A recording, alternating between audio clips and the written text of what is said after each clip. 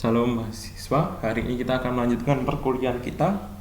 Pada materi selanjutnya kita akan membahas tentang mengenai dua jenis penelitian. Namanya adalah penelitian etnografi dan penelitian sosial. Jika kemarin Anda sudah mengetahui apa itu penelitian teologis, bahwa penelitian teologis itu adalah penelitian yang bersumber dari kebenaran firman Tuhan. Kajiannya ada tekstual, kontekstual, tekstual historis, tekstual bibliografis, dan banyak. Dan yang kedua adalah penelitian fenomenologi. Fenomenologi itu adalah mengungkap fenomena-fenomena yang dirasakan individu. Jadi sumbernya adalah dari perasaan individu, cara pandang individu. Jadi sumbernya adalah manusia itu dalam memaknai sesuatu. Itu namanya adalah fenomenologi atau fenomena.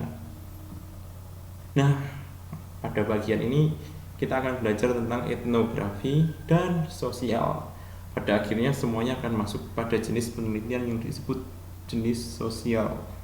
Meskipun mata kuliahnya metode penelitian teologi dan sosial, nah ada baiknya kita mempelajari 4 jenis ini karena kisaran penelitian kalian pasti berhubungan dengan 4 jenis ini: etnografi, fenomenologi, teologis, dan sosial yang dibungkus dalam metode penelitian sosial dan teologi. Oke, kita lanjut saja. Nah, etnografi pengertiannya seperti itu, di mana peneliti kualitatif menggambarkan dan menafsirkan berbagai pola nilai-nilai, perilaku, keyakinan, dan bahasa dari berbagai budaya kelompok. Karena kita berasal dari Toraja yang kaya akan budayanya, kita bisa itu ambil kebudayaan-kebudayaan yang jarang terekspos di masa kini. Seperti kalau rambu tuka, rambu Solo kan sudah banyak. Carilah kajian-kajian etnografi yang jarang untuk diteliti, sehingga nanti pasti akan unik dan ada kebaharuannya. Anda bisa nanti menggandengkan dengan jenis penelitian teologis, maka jadi penelitian kontekstualisasi teologi dan budaya atau teologis dan etnografi. Anda bisa melakukan ini. Nah, memang basic kita dari agama Kristen, maka biasanya akan terjadi demikian: teologis, etnografis, teologis, fenomenologis, ataupun sosial fenomenologis. Nah, jadi etnografi ini segala macam penelitian yang membahas tentang hasil jenis kebudayaan, maka Anda pasti akan masuk di sini. Nah, berbagai jenis etnografer terkenal itu biasanya dari luar kebudayaan tersebut. Contoh etnografer yang meneliti tentang kebudayaan Jawa itu namanya adalah Clifford Church. Dia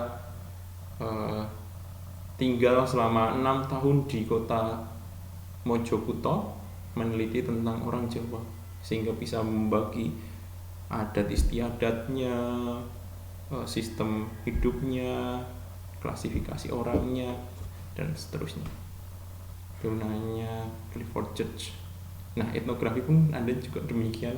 Nanti dalam waktu 3 bulan Anda datang ke suatu tempat yang Anda teliti tersebut, Anda melihat, mengamati, bercengkrama, menggambarkan hasil kebudayaan apa yang ingin Anda gali, sehingga nanti akan memberikan suatu gambaran yang jelas mengenai suatu hasil kebudayaan dari masyarakat tersebut.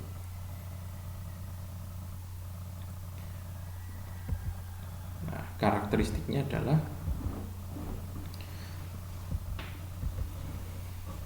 peneliti meneliti tema-tema budaya tentang peran kehidupan sehari-hari orang. Jadi ketika kita menentukan tema kebudayaannya, misalnya temanya adalah kebudayaan Toraja, terkhusus kebudayaan itu kita spesifikkan, misalnya kebudayaan Manini mungkin yang saya sedikit tahu Manini atau kebudayaan Longko. Nah, bagaimana kebudayaan Longko ini bisa terjadi dalam suatu masyarakat? Nah, Anda datang di masyarakat tersebut, mengamati kehidupan sehari-hari orang tersebut. Data utamanya ya dari lapangan tersebut. Meskipun Anda sebelumnya sudah membaca nih Longko yang mungkin ada di tulisan dari Pak Theodorus Kopong, Roxana Watterson dan yang lainnya, etnografer sebelumnya. Tapi Anda bisa lagi meneliti di masa sekarang, terjadi pergeserankah atau yang lainnya. Jadi dari teori yang ada, kemudian Anda cocokkan dengan data lapangan. Datanya yang kedua, datanya diambil dari lapangan, kemudian berlatar alami, bukan eksperimen laboratorium. Karena ya ini Anda sedang piknik tapi dengan mencari data-data yang terkait dengan kebudayaan tersebut. Jadi kalau misalnya saya piknik mau ke Bali, tujuan saya ke pantai Kuta misalnya, maka saya akan fokus menyelidiki tentang bagaimana sih indahnya sunset di Kuta misalnya, seperti itu. Jika Anda mau fokus penelitiannya pada mana ini di tempat X di Toraja, maka ya Anda fokusnya tentang mana ini, bagaimana cara pandang orang, bagaimana prinsip-prinsip dalam melakukan tradisi ini, apa manfaatnya, bagaimana tantangan-tantangan pada masa kini, apa saja pantangan-pantangannya, semuanya diungkap. Dan metode yang digunakan wawancara, pengamatan dokumen, artifak. Nah, artifak ini juga penting. Artifak ini bukan seperti tulang-tulang dinosaurus ya, tapi berbagai hal, hasil kekayaan budaya yang mendukung. Berarti artifak kalau ini berarti ya bisa dari kuburnya, petinya, kemudian ruangannya dan yang lainnya. Seperti itu. Nah, format keseluruhannya adalah deskriptif, analisis, dan interpretasi. Maka dapatkan data sebanyak mungkin, kemudian Anda coba analisis dengan cara biasanya direduksi, dan yang terakhir adalah disimpulkan. Jadi ya mencari data, reduksi, interpretasi. Data dikumpulkan secara deskriptif, ditentukan, dianalisis mana yang paling tepat mendekati, dan kemudian diinterpretasi atau ditarik benang merahnya. Jadi misalnya nih, makna tradisi mana ini? Jika orang A, Anda mewawancarai misalnya 5 orang, maka hasil wawancaranya itu kan pasti beda-beda. Tapi Anda bisa menarik garis tengahnya. Jadi hasil wawancara itu disebut dengan penggambaran secara deskriptif. Ketika Anda sudah melihat wawancaranya 5 orang tersebut, misalnya satu orang diwawancara menghabiskan 2 lembar kertas, orang kedua juga 2 lembar sampai orang kelima, maka Anda mencoba menganalisis, mencocokkan adakah yang nyambung antara 5 orang tersebut dan mana yang paling banyak nyambung. Dan itulah makna dari mana ini. Terakhir adalah menarik interpretasinya dari garis benang merah data-data tersebut. Jadi formatnya ya mencari data secara deskriptif, dianalisis, dan kemudian diinterpretasi. Itu makna.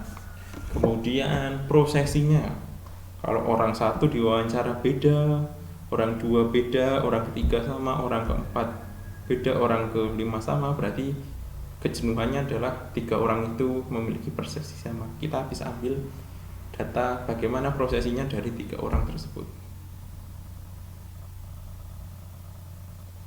dan seterusnya. Misalnya dari makna, prosesi, dan seterusnya, kita mencoba mencari tahu dan kemudian menggambarkan ulang tentang tradisi Mani ini di suatu tempat di Toraja misalnya, seperti itu.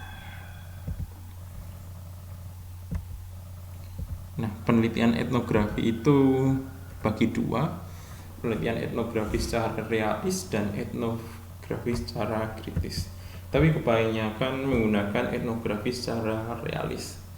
Nah, etnografi secara krisis itu untuk membandingkan dari yang lama dan yang baru, sehingga dari data yang didapat pada masa kini Anda mengkritisi mengenai kajian etnografi yang sebelumnya. Karena kemajuan zaman pasti ada pergeseran-pergeseran makna. Nah, apa pergeseran makna itu disebut etnografi.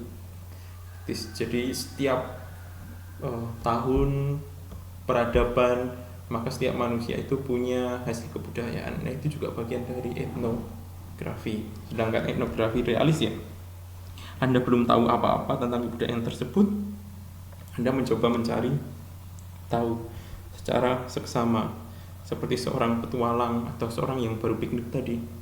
Anda datang melihat kebudayaan tersebut, mencatat dengan teliti, dan kemudian menggambarkan ulang. Nah, sedangkan kritis berbeda. Anda sudah punya paham kebudayaan ini seperti ini, tapi kemudian Anda datang ke lapangan dan melihat apa sih perbedaannya, apa sih yang mengkritisi tentang kebudayaan yang sebelumnya. Seperti itu. Nah, ini adalah jenis penelitian etnografi. Semua penelitian yang berkaitan dengan kebudayaan pasti akan masuk di penelitian etnografi. Nah, jadi kalau teologis bersumber dari Alkitab, bisa biblika, ataupun sistematis, praktika, ataupun kajian historis. Yang nanti ada tekstual, kontekstual, tekstual, kajian bibliografi, dan seterusnya. Fenomenologi berasal dari bagaimana cara pandang manusia, perasaan manusia, individu tertentu dalam menanggapi fenomena tertentu. Jadi sumber dari fenomenologi adalah manusia, itu satu orang manusia, pribadi manusia. Nah, kalau penelitian etnografi adalah hasil dari kebudayaan, sumbernya adalah hasil dari kebudayaan. Jadi teologis adalah penyataan yang dari Alkitab, bisa secara teologi, praktika, sistematis, dan seterusnya. Kemudian fenomenologi dari perasaan manusia dalam menanggapi segala sesuatu, etnografi hasil kebudayaan. Dan yang terakhir adalah bahwa penelitian tersebut dibungkus dalam penelitian yang disebut dengan penelitian sosial. Penelitian sosial berarti bersumber dari masalah-masalah yang terjadi secara sosial, yang bersumber pada kehidupan manusia dalam kaitannya dengan hidup bersama-sama atau secara sosial. Penelitian sosial adalah suatu metode analisis situasi yang merumuskan berbagai masalah sosial dengan maksud untuk menemukan aspek yang baru, memahami sebab dan interrelasinya, mengoreksi, mengadakan verifikasi, dan memperluas pengetahuan. Jadi intinya, jika ada masalah sosial, Anda selesaikan masalah tersebut. Nah, Anda nanti bisa mengkawinkan dengan penelitian teologis, jadi MPST, sosial teologis, bisa dengan fenomenologi, sosial fenomenologi, bisa juga dengan etnografi, sosial etnografi. Contoh masalah sosial teologis, sosial teologis misalnya bagaimana kajian pastoral terhadap penyakit masyarakat, wanita tunasusila di daerah X misalnya. Itu contoh teologis dan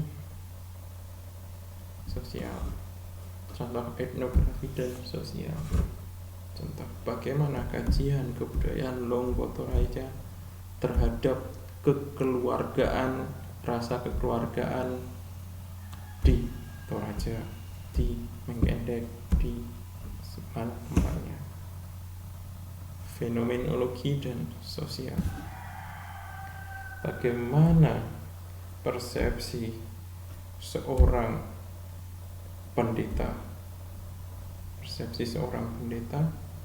dalam menghadapi maraknya perjudian, seperti itu. Masalah sosialnya perjudian, persepsi pendeta dikaji secara fenomenologi. Nah, penggunaannya adalah mendapatkan data yang valid, tujuan dapat ditemukan, berarti masalah, jika tujuan dapat ditemukan berarti masalah dapat diselesaikan, dibuktikan, dan dikembangkan suatu pengetahuan sehingga pada gilirannya dapat digunakan untuk memahami, memecahkan, dan mengantisipasi dalam bidang sosial. Nah, seperti penelitian etnografi, penelitian sosial ini bagi dua, deskriptif dan interpretatif.